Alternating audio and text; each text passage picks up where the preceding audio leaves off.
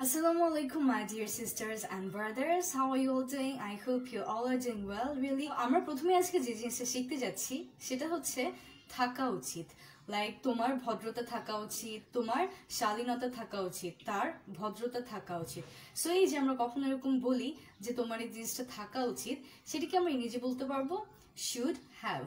Should have দিয়ে আমার থাকা উচিত আই শুড হ্যাভ, তোমার থাকা উচিত ইউ শুড হ্যাভ, তাদের থাকা উচিত দে শুড হ্যাভ, রিয়ার থাকা উচিত রিয়া শুড হ্যাভ, সাকিবের থাকা উচিত Shakib should have.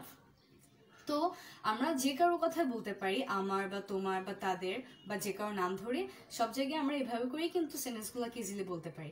For example, তোমার শালীনতা থাকা উচিত ইউ শুড হ্যাভ মডেস্টি, তোমার ভদ্রতা থাকা উচিত ইউ শুড হ্যাভ ম্যানার্স, তোমার বড়দের প্রতি সম্মান থাকা উচিত you should have respect for adults, তোমার একটা গাড়ি থাকা উচিত you should have a car, তোমার পড়াশোনায় মনোযোগ থাকা উচিত you should have attention for studying, তোমার ইংরেজি শেখা উচিত you should have learn English. So এভাবেই করে কিন্তু আমরা সেন্টেন্সগুলোকে মেক করতে পারি তোমার থাকা উচিত ইউ শুড হ্যাভ।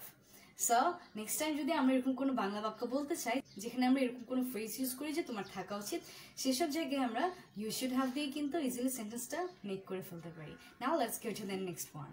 যখন আমরা বলি যে আমার এই জিনিসটার ধরনটা পছন্দ বা এই জিনিসের যে কোনো একটা প্রসেস, যে কোনো একটা পদ্ধতি আমার ভালো লাগে। ফর এক্সাম্পল, তোমার লেখার ধরনটা আমার ভালো লাগে, তাদের খেলার ধরনটা আমার ভালো লাগে, তোমার ড্রয়িংয়ের ধরনটা আমার ভালো লাগে। সো এই ধরনের বাক্যগুলো আমরা কিভাবে বলতে পারি? আমার ভালো লাগে এই জিনিসটাকে আমরা বলতে পারি I like the way. And স্ট্রাকচারটা খুবই simple, I like the way plus subject plus verb, I like the way plus subject plus verb. For example, তোমার কথা বলার ধরনটা আমার ভালো লাগে, I like the way you talk, তোমার গান গাওয়ার ধরনটা আমার ভালো লাগে, I like the way you sing, আমার লেখার ধরনটা আমার ভালো লাগে, I like the way you write, আমার তার পড়ার ধরনটা ভালো লাগে, I like the way she reads. এখন এখানে আমরা third person singular number use করেছি, এর জন্য আমরা ভার্বের সাথে অ্যাজ বা ইয়েসটা যোগ করেছি। তার খেলার ধরনটা আমার ভালো লাগে, I like the way she plays, তার গান গাওয়ার ধরনটা আমার ভালো লাগে, I like the way she sings.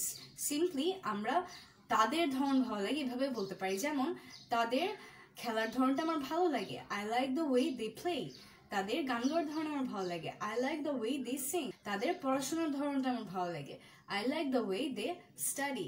তো এরকম যে কোনো কিছু যদি আমি বলতে চাই যে তাদের বা আমার বা তার এই জিনিসটা আমার ভালো লাগে, সেটাকে আমরা বলতে পারি আই লাইক দ্য ওয়ে।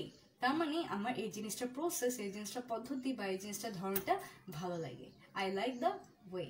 তারপরে যে স্ট্রাকচার সেটা হচ্ছে কথা ছিল বা কথা আছে।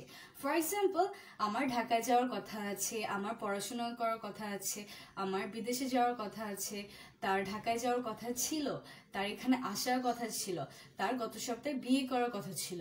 সো এই যে কথা আছে বা কথা ছিল, এটাকে আমরা বলতে পারি supposed to দিয়ে, supposed to.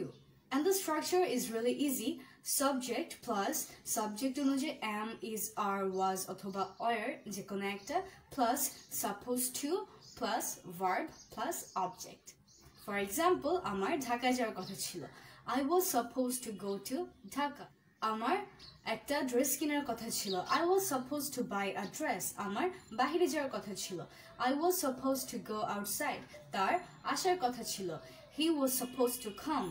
তার যাওয়ার কথা ছিল, he was supposed to go. তার পড়াশোনা করার কথা ছিল, he was supposed to study. আমার ইংরেজি শেখার কথা ছিল, I was supposed to learn English. আমার বিদেশে যাওয়ার কথা আছে, I am supposed to go abroad. So যে কোনো জায়গায় কিছু একটা করার কথা ছিল বা আছে, সেটাকে আমরা supposed to দিয়ে করে ফেলতে পারি খুবই easily. So just keep practicing English and I'll see you in my next video.